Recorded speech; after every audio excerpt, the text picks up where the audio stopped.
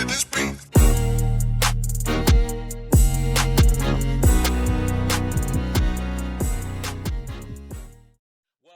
Welcome to another episode of Gamecock Talk with Captain Will. I am your boy, Captain Will. Make sure you like, make sure you share, make sure you subscribe to Gamecocks Talk with Captain Will so I can continue to bring you the gospel of Gamecocks every single day. You are now rocking with the best, and since you are rocking with the best, just come rock with your boy, Captain Will. I am still rocking with the promotion, to give someone $50.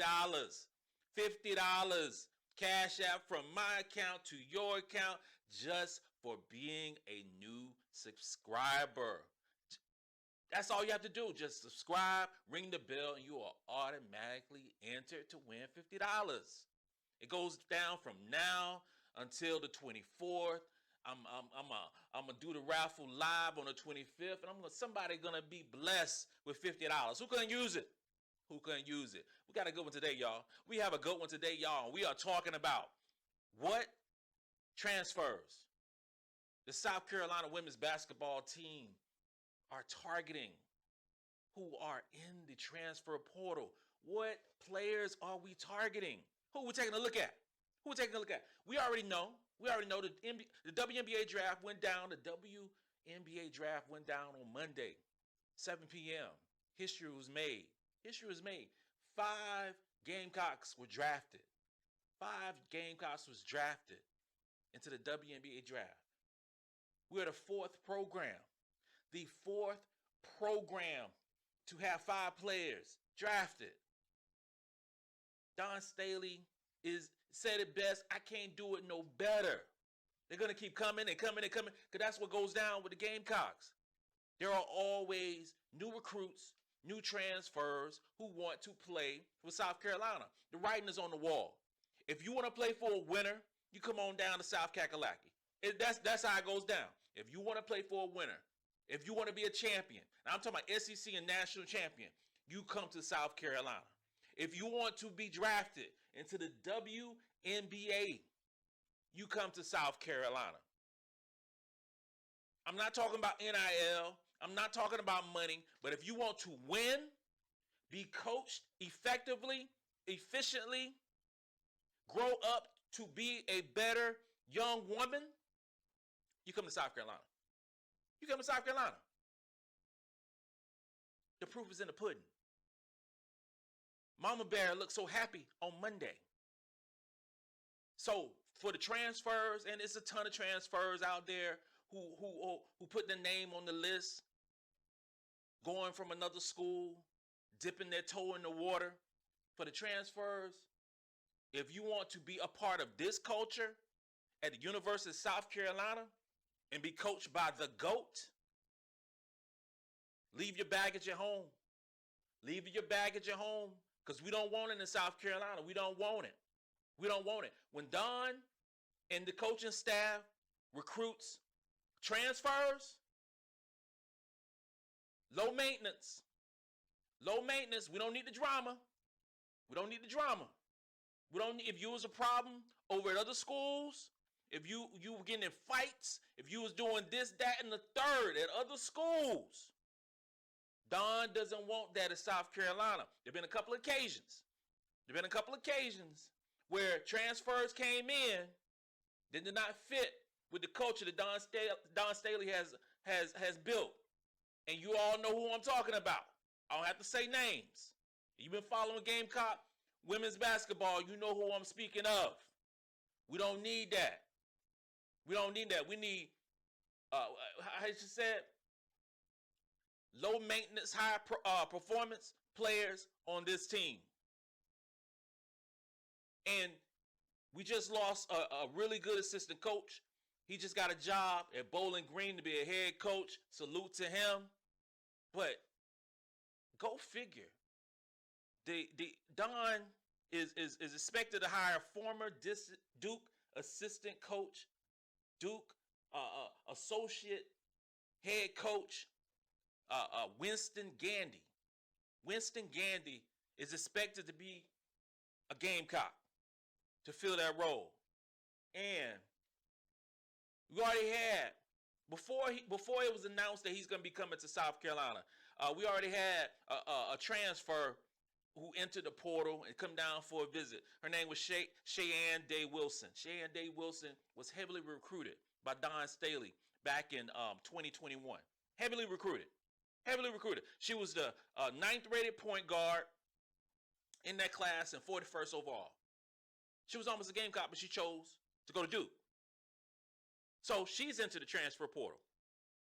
Okay? She entered the transfer portal before Winston Gandy was hired. Okay? She entered.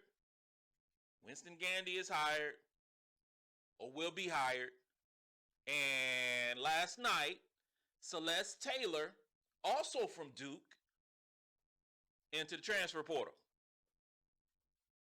Now, if you can't read between the lines on this one, I just say like this right here.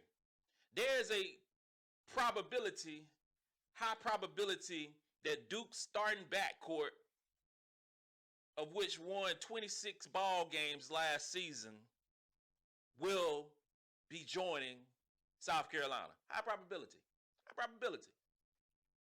Assistant coach leaves, 2 players that he coached into the portal. One of those into the portal last night. Let's learn a little bit about both of them. I'm going to start again with Wilson. Wilson is 5'5", point guard, sensational, quick. She had somewhat of a down. 2022, she was the ACC Rookie of the Year. ACC Rookie of the Year, playing for Carol Lawson, great coach.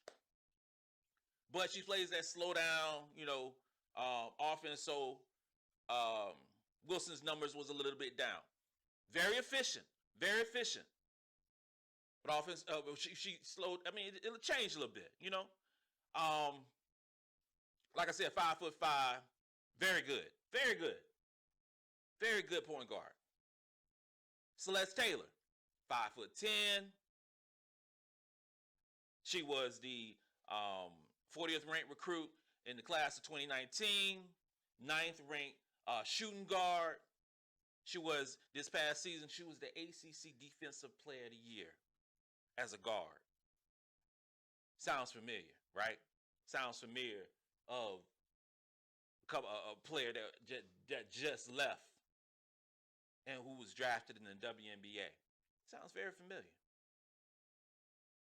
Defensive shooting guard, 5'10", a little smaller than Big Body Benz, but very good as well.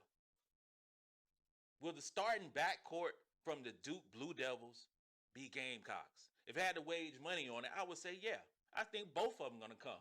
But if not both of them, one will be a Gamecock. And if I had my preference, if it was my preference, I would say Wilson, because she is a veteran lead guard, a veteran point guard. And we just lost a veteran point guard in Kiara Fletcher. So that's a plug and play. Kiara Fletcher leaves.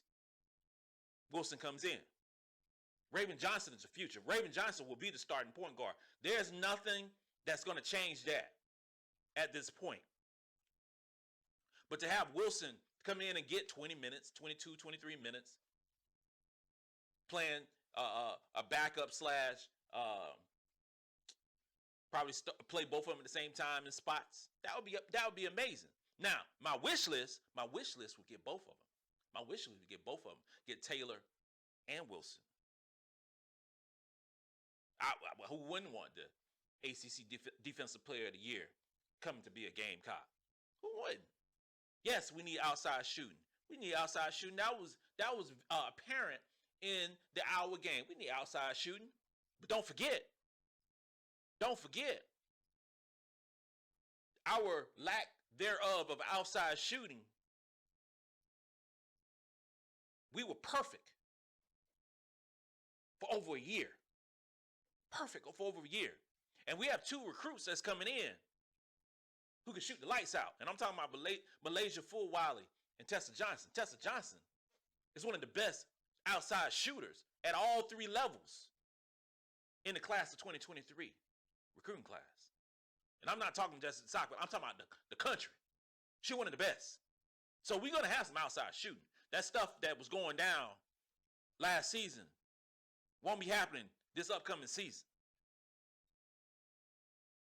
Will those two players, Wilson and Celeste Taylor, be Gamecocks? Drop your comments. Drop your comments. This concludes another episode of Gamecocks Talk with Captain Will. I'm your boy, Captain Will. Make sure you like. Make sure you share. And if you're a new subscriber, hit that button so you can get that money. Get that shmoney. You are now rocking with the best. And since you're rocking with the best, come rock with your boy. Come rock with your boy, Captain